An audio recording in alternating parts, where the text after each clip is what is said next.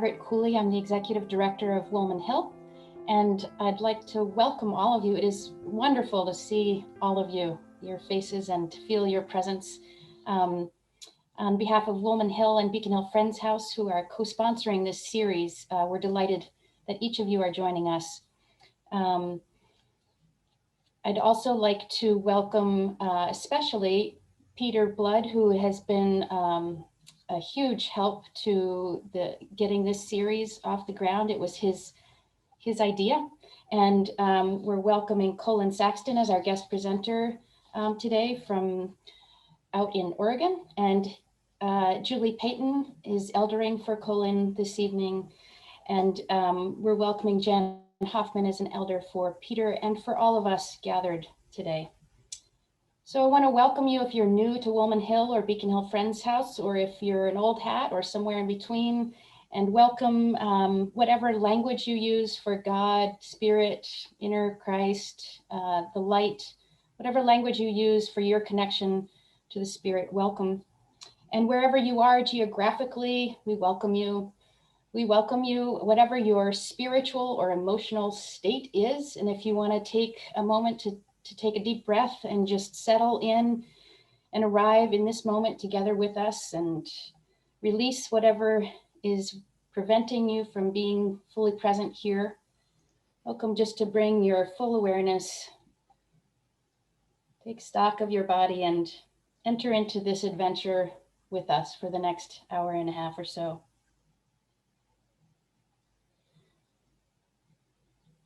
I also want to acknowledge that the land now used by Woolman Hill was unjustly taken in the 1600s by English colonizers from a Pocumtuck woman named Mashalisk.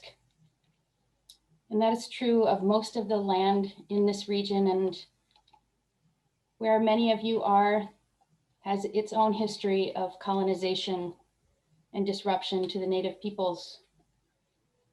We're aware that as individuals and communities and organizations, those of us gathered right now are in varying stages of awareness and commitment to reconciling our current reality with generations of wrongdoing by white colonizers on this land. And we acknowledge the long work ahead of restorative justice needed to build right relationship with the many Native peoples still living among us. We invite you to bring with you into this gathering your spiritual ancestors, your ancestors of inheritance and of familial connection, and those who have raised you.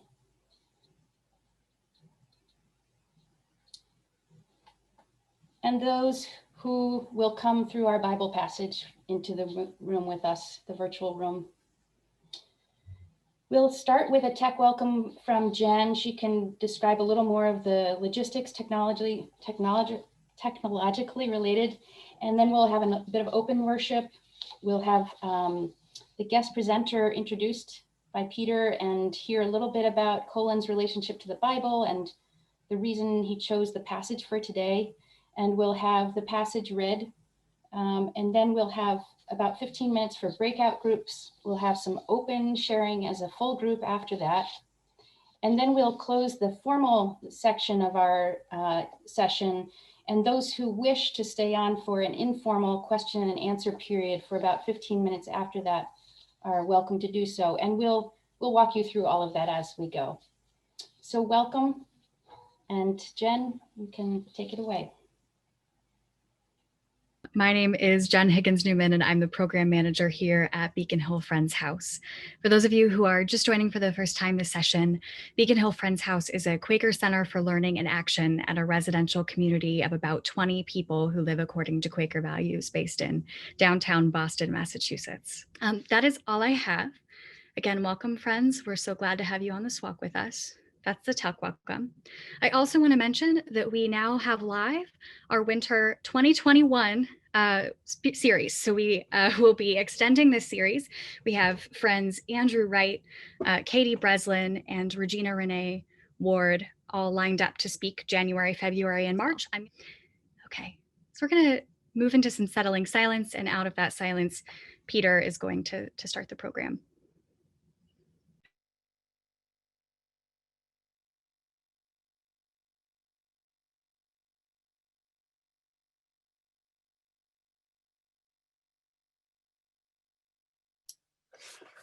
So I just want to welcome you all.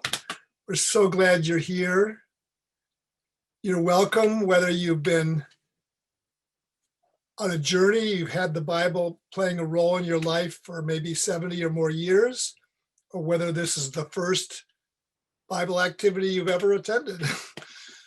Hopefully it won't be your last. We are trying today to let our hearts be open to hear, to receive what Spirit, what God, what Jesus is saying to our own hearts right now as we hear these words, as we hear the words of others present. So deeply gratified and grateful that Colin Saxton agreed to be one of our guest leaders. Colin is I don't think he's currently a pastor, a former pastor, or maybe you always are a pastor if you were once a pastor. I'm not sure about that. But anyway, he was the superintendent of Northwest Yearly Meeting, and then he went on to be the general secretary for Friends United Meeting for a number of years.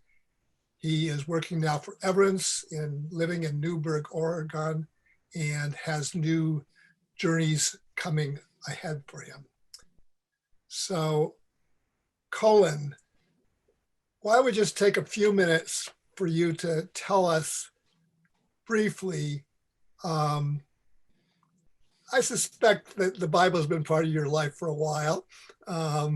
Just a little bit about maybe how that's been for you, and just a few sentences, if you would like, about what you think is important as people, whether they work individually or important is probably the wrong word.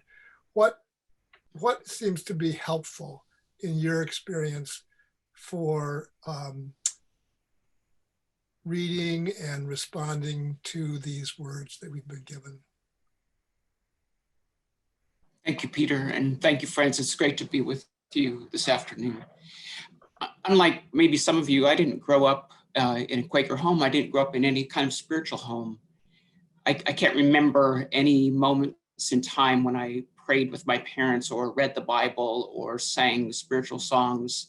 I have no memory of ever being in a worship environment with my parents, even into adulthood, and they've passed now. So it was so outside of my experience to be part of have any spiritual practice or have any spiritual connection.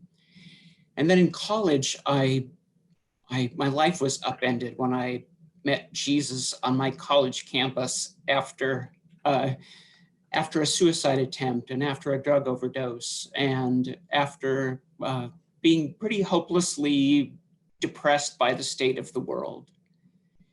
And in that moment, it felt like this wave of mercy washed over me, and I felt like my life was both wrecked and restored at the same time. And I pretty soon found myself in a little spiritual community. It was a Bible church, and here I was, this sinner turned saint, sort of the classic story. But I was also alone because my family didn't know what to do with me. I had lost most of my friends, and so that's where I entered this journey with the Bible. I had lots of time to myself, and so I started reading, and I started sitting in silence because no one was teaching me how to pray. I had to figure that out on my own as well. And so I was spending all this time, and I was uncovering these truths about things like simplicity and compassion and honesty, and even making a start on things like generosity. It was reading the Bible that I became convinced about the call to nonviolence. And my church didn't quite know what to do with me. They thought, well, that's interesting for you. It sounds a little un-American to us, but we need to get you some help probably. So they sent me off to Bible school where I was going to learn what the Bible was all about. And I wanted to know God, and I had all these questions, and they had all the questions and all the answers, and they wanted to teach me a book that was, in their mind, sort of a manual to it was a kind of easy answers in the manual, but I discovered it to be a different kind of book for me. And so that experiment didn't last long. But I came away from that with this strong sense that the Bible is somehow important, because the people that I was being mentored by and surrounded by that I admired, I came to see that the scriptures were somehow really important to them. And I knew that they were really important to Jesus, his formation, listening to the call from the prophets and the wisdom and the ethics that come from the Torah. The Psalms were his prayer book. And so I wanted to understand this book and to have it begin to shape my life. And not just my life, but a people's life. Because remember, these letters and these books were written for communities to read, to be read together like we're doing today, because they're meant to not only form an individual's life, they're meant to shape the life of a people. And that's profoundly powerful to me. And so I read the Bible regularly. I use this as my bookmark, because I remember that the Bible is more surprising and disruptive sometimes than I want it to be. I think about when I became a pastor, as you said, Peter, I was a pastor for about 17 years, and I do a lot of public teaching. One of my favorite authors on preaching talked about taking seriously this responsibility of being an accessory in the radical alteration of people's lives. That you take this role of preaching and the study of scripture seriously. And I like to have fun with the Bible, but I also recognize that it's powerful. I'm mindful of the Gandhi quote that he talks about how you Christians have this book that is enough dynamite to blow up civilization and to turn the world upside down and bring peace to a battle-torn planet. That's kind of his quote. He says, but you treat it like a piece of literature. And so I want to engage it. I want to wrestle with it, and I want to encourage other people to do the same. We ask each of these leaders to bring us a passage, and I know it's a psalm that we've been shared with everybody. Why this psalm and these verses right now? Why did that speak to you, that you wanted to have us look at that, walk with that today? Out of what Carl and Adria shared, the sense of lament and a sense of hope, this psalm deals with how do we live in difficult circumstances in some ways? How do we be faithful? We've been through a season of difficulty in our nation and in our world, and at least in my sight, that's not going to change anytime soon. A few years ago, the World Health Organization said that hopelessness is one of the most serious health crises facing the world. I just read a study of people in my state in Oregon. It said 50% of us are dealing with fear and anxiety. And as I listen to folks around the country, I hear this sense of people feeling hemmed in, feeling fearful and anxious. And when that happens, it seems to me that we wind up doing strange things. Fear and anxiety cause us to be silent, cause us to lose courage, to not take action. We wind up saying things that don't honor us or that harm other people around us. And so, I'm teaching at a Mennonite conference recently on being the peace church in the 21st century. And I was talking about this theme, and I said, it seems to me that we ping pong between fear and anxiety sometimes, this fear that paralyzes us, or this anxiety that makes us feel like we just have to do something, even if it's the wrong thing. We somehow have to we have to take action. And so I was drawn to this psalm from Psalm 18, which to me touches on one of the most lovely themes in all of the Old Testament, this idea of God leading people into a spacious place. The Hebrew word for spaciousness is at the core of their vision of salvation and deliverance. So sometimes it's translated a broad or a roomy place, a wide or expansive place, but it's the opposite of being controlled from anything outside of us or inside of us other than God. It's this grace that liberates us, that sets free the fearful, that unchains the prisoner, that cancels the debts of others. It heals the broken, and it allows people and a community of people to live this life of unhindered faith before God. And it speaks to the sense of enoughness, of freedom, of well-being and integrity. And so, and one of the things I love about it is it doesn't promise that everything's going to be okay.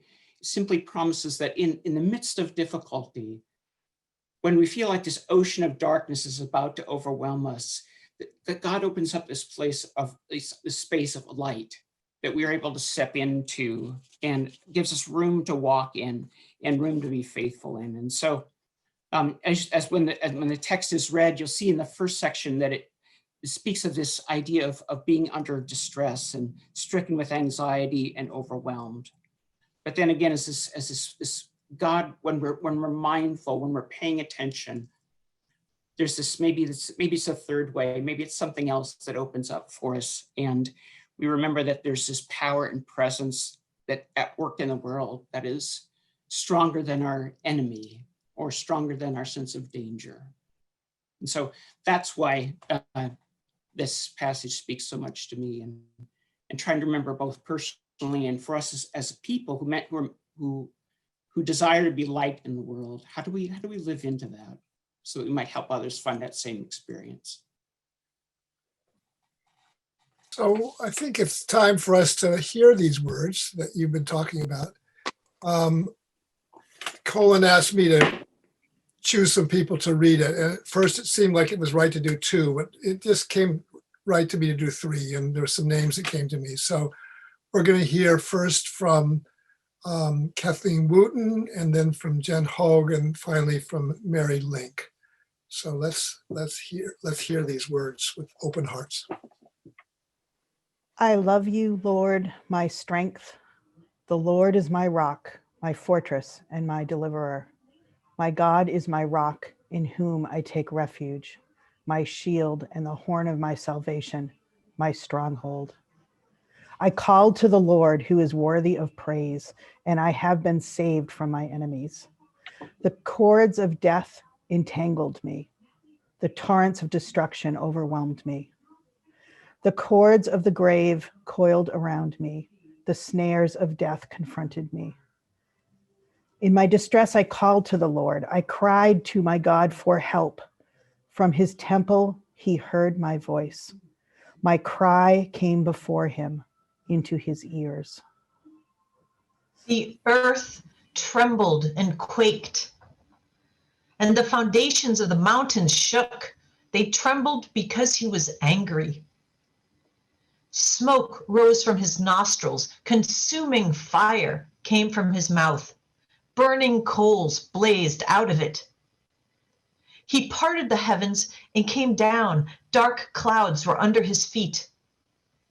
He mounted the cherubim and flew. He soared on the wings of the wind. He made darkness his covering, his canopy around him, the dark rain clouds of the sky. Out of the brightness of his presence, clouds advanced with hailstones and bolts of lightning. The Lord thundered from heaven. The voice of the Most High resounded. He shot his arrows and scattered the enemy. With great bolts of lightning, he routed them. The valleys of the sea were exposed, and the foundations of the earth laid bare at your rebuke, Lord, at the blast of breath from your nostrils.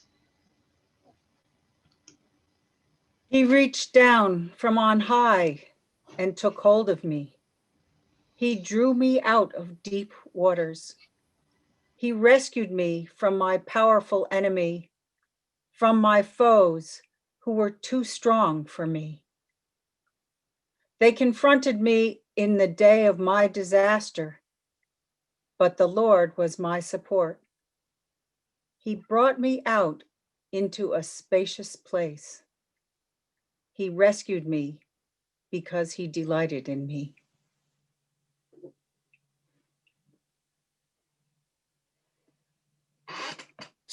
So we're going to go into breakout rooms. Jen will send us to breakout rooms, and you're encouraged to reflect on these 3 queries. They're meant to be a guide for you, not a rule to follow. So have you ever felt like life was about to swallow you completely? When you find yourself hemmed in by anxiety or fear, what helps you recenter in a spacious place? And then finally, as you listen to the voice of Christ, to Spirit, to God, what else rises within you as you consider the words from this psalm?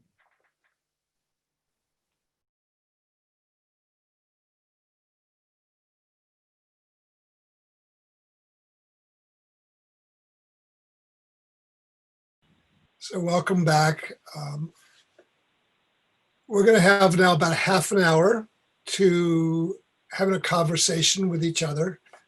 A little bit like, I guess, what some friends call worship sharing. A few requests. Speak for yourself. If you have a reaction to what somebody else is saying, don't react to them. Speak your truth from what Spirit's laying on your heart. And we'll have a chance to take a breath before the next person gets recognized. So maybe I'll just start us off a little here. I loved verse 16. And I think I've certainly felt like I was in deep waters often. And I know it's important both to feel God reaching through others in my life to take hold of me, but also just experiencing God reaching down into the waters directly and taking hold of me.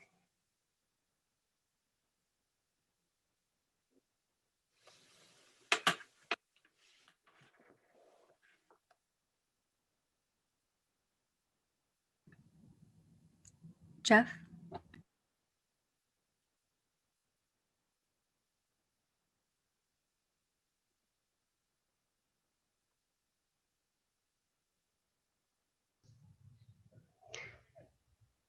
I was looking at this psalm and I noticed right off that it says it is a psalm of David. And then when you look at the 6th verse of what was read tonight, and it says, "You heard me from your temple." But the Jewish temple was built by the son of David, so there was no temple built at that time. So to me, that kind of strikes a chord that has been said many times, you are the temple of the living God. And so I'm seeing David as going inside to find God with that.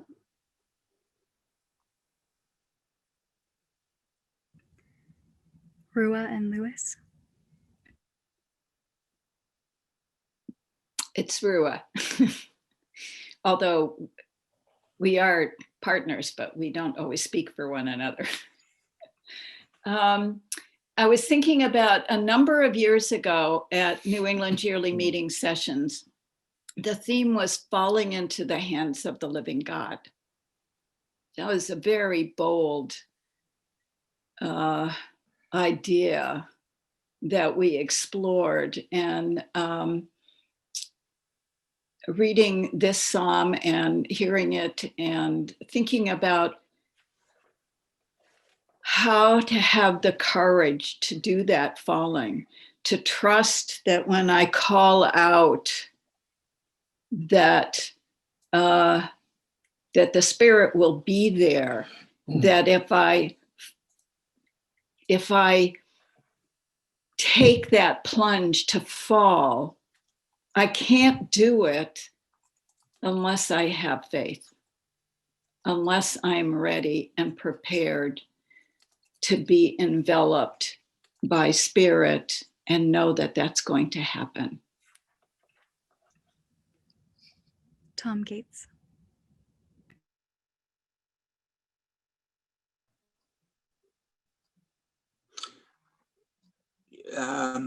Yes, I have to admit that some of these Psalms are hard for me. You can pick out a line or a verse that sounds uplifting because you're being personally tended to by God, but the subtext is, it really seems about vengeance, about being saved from my enemies, arrows and thunder and lightning. He delivered me from my strong enemy and from those who hated me, for they were too mighty for me. And I think and there's a number of Psalms like this, and we tend to gloss over them. But a while ago I was reading, I can't even remember where I read this, but just someone commenting that these Psalms really read like somebody who's about to be lynched. And that really helped me. If it was written by somebody about to be lynched and somehow they survived, and then no wonder they're grateful. So I think that these difficult Psalms fit in with the kind of subtext throughout the Hebrew Bible of God takes the side of the victim, and especially the unjustly accused victim, which we can think of as victims of lynching. So right from Cain and Abel through Joseph and the suffering servant and so forth. So anyway, I'm just offering that up as an insight that helped me to maybe read these a little bit more deeply and not just simply gloss over the violence.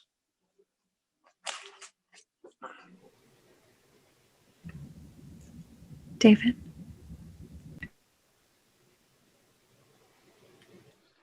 Thank you. I don't know how many of us, if any, have had the same kind of experience from which David is writing, fleeing for one's life, fighting for one's life. I don't know if we have military veterans among us who have had that, or people who have survived gang violence. I think it's more likely that some of us have faced imminent challenge of death from disease or injury. And with that in mind, somehow I can relate to it a little more. To find the presence of God when one doesn't know if one is going to survive a particular ailment, or even the kind of worry that so many hundreds of thousands of people are having when they test positive. Am I going to not be able to breathe? So this is a word of comfort for more than those who are fighting for their life in the kind of circumstances that David writes from. Susan? Well, last summer, we all watched a lynching on active video, and no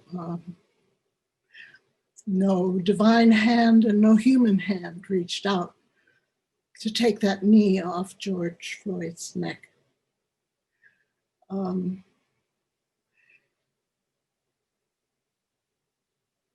It doesn't always happen. And when we throw ourselves into the hands of the living God, we have no assurance that this kind of deliverance is going to save us. And if we need to have that assurance, our faith hasn't carried us far enough, because we have to be able to trust even without that assurance.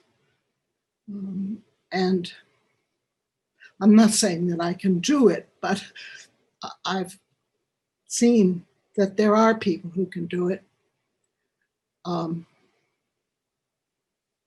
Think of John Lewis getting beaten over and over again as he demonstrated for voting rights. And nobody intervened to save him. And he thought he was going to die on that bridge. And many people did die in circumstances like that. And yet others kept coming forward and continuing the struggle. On the cross, Jesus said, "My God, why have you forsaken me?" And that feeling of being forsaken, I've got to believe that was real. I can't believe that Jesus hung there on the cross knowing that God's hand would reach down and lift him up into heaven. He felt abandoned in the depths of despair and death. And there are many, many human beings who die that way. So this experience that the psalm describes of our being saved, being lifted up out of that,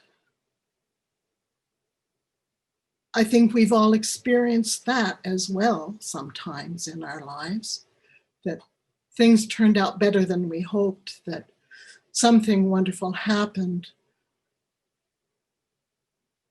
There's that wonderful song that must be based on one of the verses in this psalm. Love lifted me, when nothing else could help. Love lifted me. But the reality of the spiritual life is that love does not always lift everybody. And we have to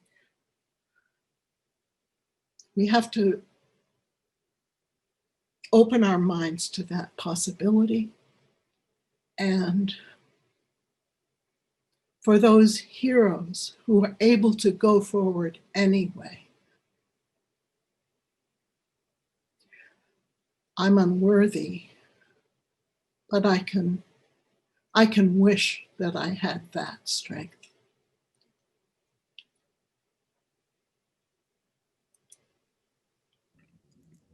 Jan? I'm going to say something different than what I intended, following Susan. It is true that when we feel abandoned, Jesus did feel totally abandoned. But I think in the end, into your hands, I offer my spirit. What one hopes for is that one will feel accompanied. Not that the physical thing will somehow, that you will get pulled out of the water, but that whatever happens, you'll be able to feel that God is with you. And I have experienced that myself many times. It's only in retrospect that you say, you didn't abandon me. I thought you had abandoned me, but basically you were there. The comment that I was going to make is, once when I was doing a Bible study on the book of Revelation, I struggled with William Blake's understanding of the book of Revelation. I mean, the book of Job, excuse me, not the book of Revelation. The book of Job was all internal. You might think that that was an external story about, people dying and losing everything they owned. But he said, no, it's all an internal struggle. And I think rather than enemy, I have discovered the adversary. We also quite often have a hard time with the devil, if you will. But I think there is an adversary, and that adversary needs to be faced. And you face it with God. And you need something as powerful as that being that slides down in Psalm 18, I think. So there are quite a number of inner adventures to have and to look for.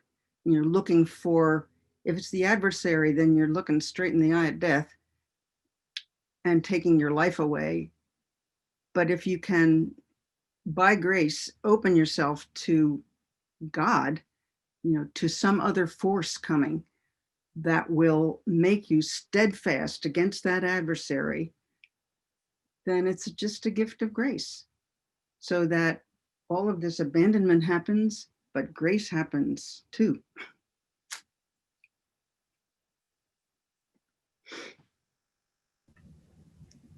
Michael?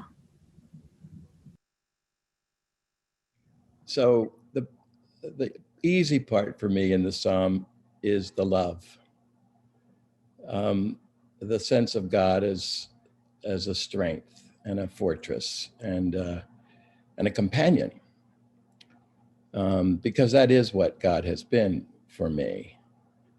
I, in the small group, said that I'd only experienced God once in the kind of furious way when he told me no for something I wanted very badly, and God knew that it was not the right choice, and God was right. But I just very recently, we had visited our newest grandchild in Brooklyn. We live in Vermont, which happens to be the state in the union that has the lowest infection rate with COVID. And we knew we were taking a risk.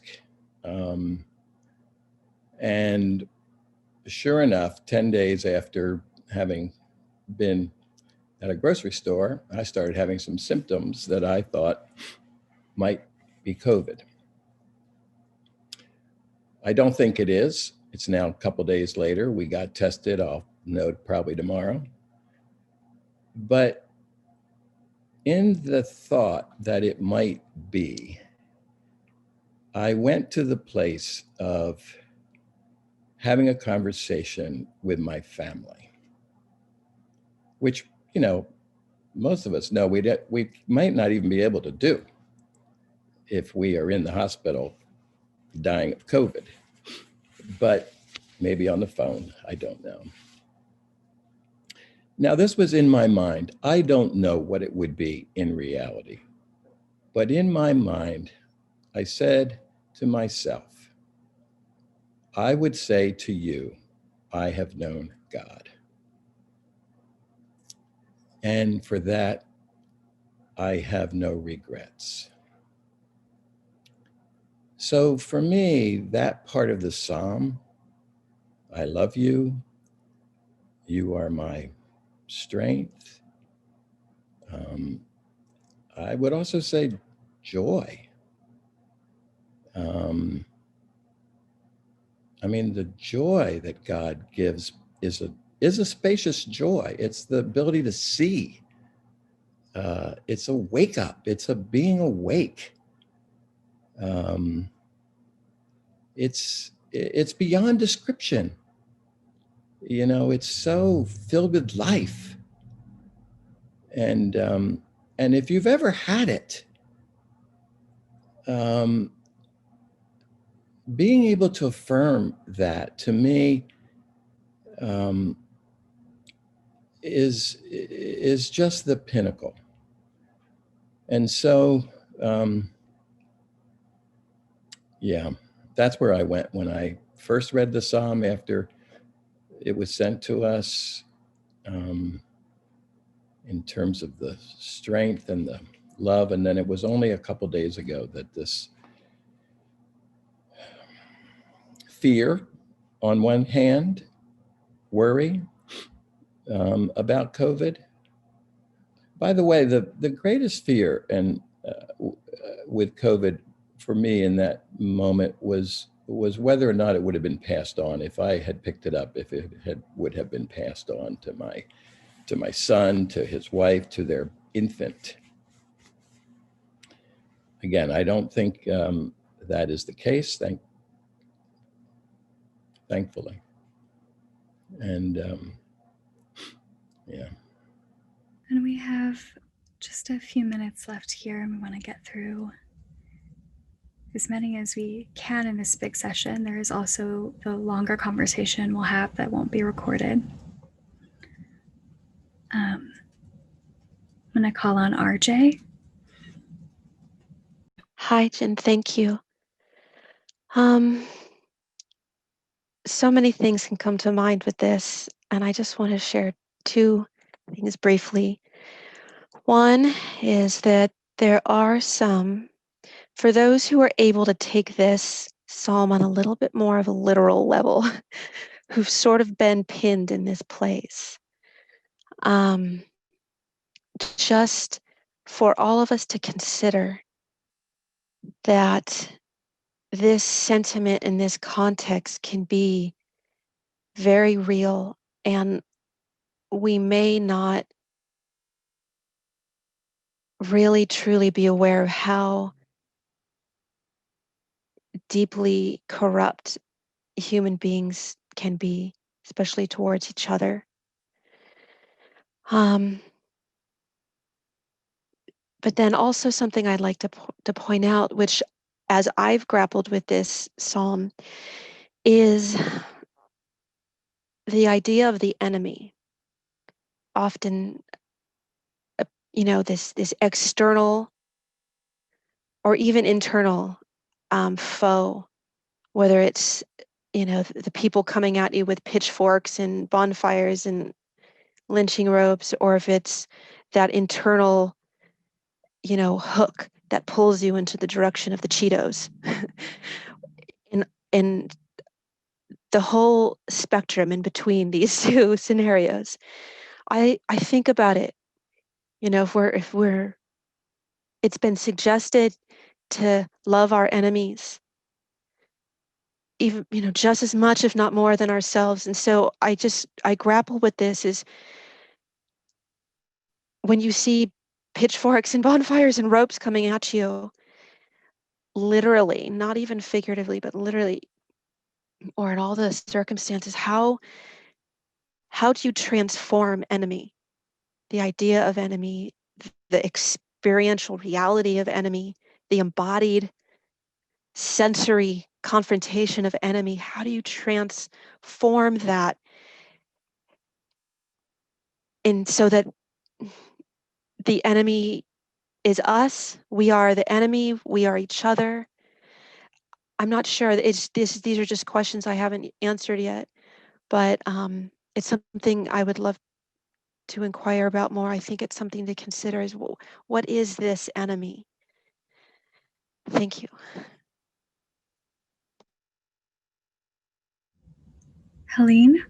Helen Pollock. I also resonate with those who've asked about the enemy. The enemy, or adversary, as one friend said, is in me.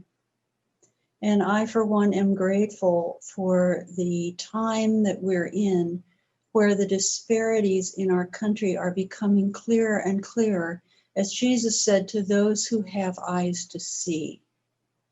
Do I have eyes to see? I have been on a journey of waking up. I chose Jesus's way. I have known since my youth that meant allowing myself to be uncomfortable and encountering the adversary in my own privilege and racism, and in the values that are around me that hold me back from the one I'm called to be.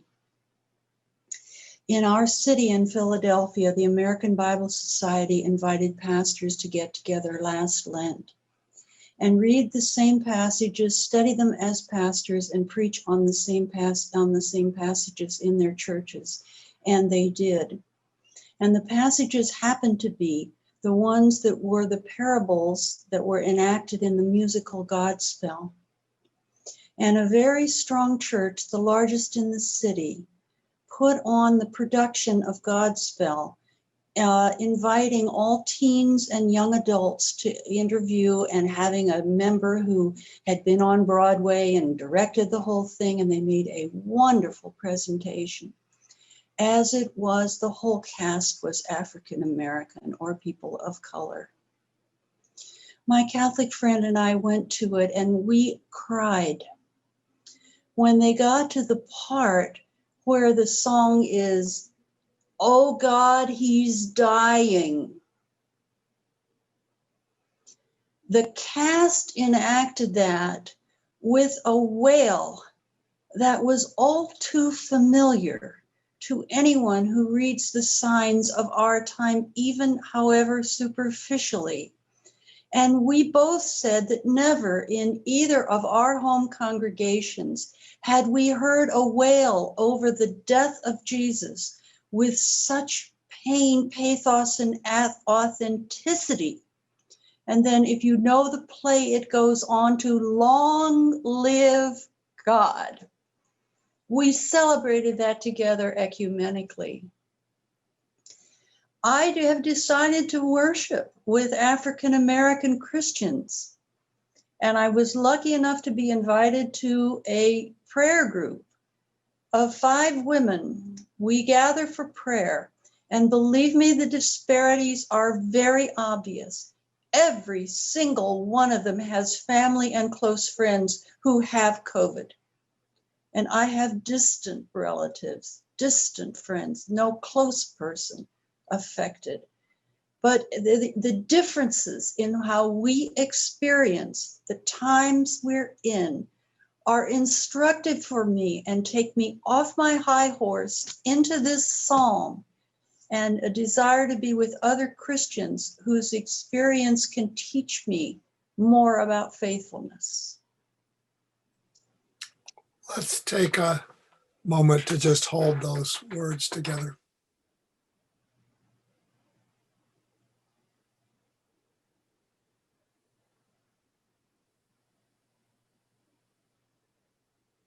I want to thank you all for your sharing.